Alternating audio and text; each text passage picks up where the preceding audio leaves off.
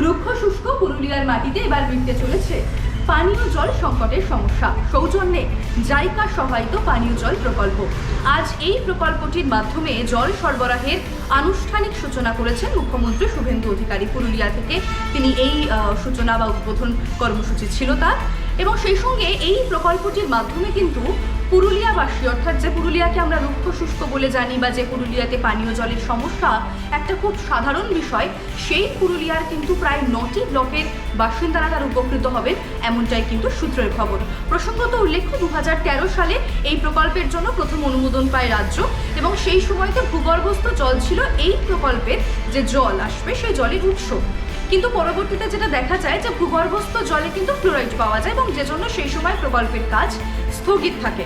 2019 সালে দ্বিতীয়বার অনুমোদন পায় রাজ্য এই প্রকল্পের কারণে, যাতে পুরুলিয়াবাসী, সিংহভাগ পুরুলিয়াবাসী তাদের কাছে পানীয় জল, পর্যাপ্ত এবং নিরাপদ পানীয় জল পৌঁছয় সেই কারণে। কিন্তু কাজ শুরু হতে হতেই কিন্তু 2022 সাল লেগে যায়, 22 সালের প্রায় ডিসেম্বর মাসে, মানে অর্থাৎ একেবারে শেষের দিকে। এবং তারপর থেকে কিন্তু অভিযোগ যেমনটা আসছিল যে খুব ধীর গতিতে কাজ এগোচ্ছে, এরকমটা কিন্তু অভিযোগ বা স্থানীয়দের দাবি ছিল। আমরা জানি বঙ্গে পালাবদল হয়েছে, এবং তারপরে কিন্তু পরিবর্তনের আবহ একটা গোটা বঙ্গ জুড়ে। আর সেই পালাবদলের বঙ্গে সূত্রের যেটা খবর যে কাজে গতি আসে, অর্থাৎ এই প্রকল্পের কাজে গতি আসে, এবং সেই প্রকল্পের মাধ্যমে কিন্তু বেশ কিছু জেলা ইতিমধ্যে পানীয় জল সরবরাহ করা শুরু হয়ে গিয়েছে। এবং আজ কিন্তু এই পানীয় জল, অর্থাৎ এই প্রকল্পের মাধ্যমে পানীয় জল সরবরাহের একটা আনুষ্ঠানিক সূচনাও করলেন মুখ্যমন্ত্রী শুভেন্দু অধিকারী।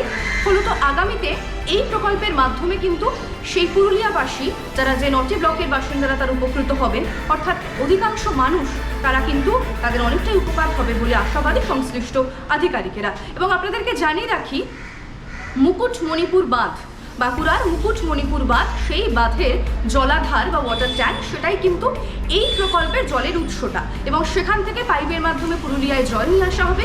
নির্দিষ্ট একটা সময় থাকবে প্রত্যেকদিন যে সময় জল আসবে, এবং সেই জলটা কিন্তু পরবর্তীতে পাইপ লাইনের মাধ্যমে বিভিন্ন জনবসতিতে সেখানে কিন্তু সরবরাহ করা হবে। ফলত জনবসতিতে বা বাড়িতে বাড়িতে পানীয় জল পৌঁছে দেবার জন্য এই যে একটা প্রকল্প, যেটা প্রায় বলা যেতে পারে 13 বছর আগে নেওয়া হয়েছিল 2013 সালে, সেই প্রকল্পের মাধ্যমে কিন্তু মানুষ উপকৃত হতে শুরু করেছেন। এবং সেই সঙ্গে এই জলের মাধ্যমে আগামীতেও বহু মানুষ উপকৃত হবেন।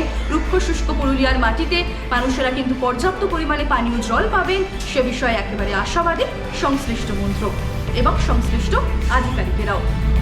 যুব শক্তি বাংলা, নির্ভীক, নির্ণায়ক।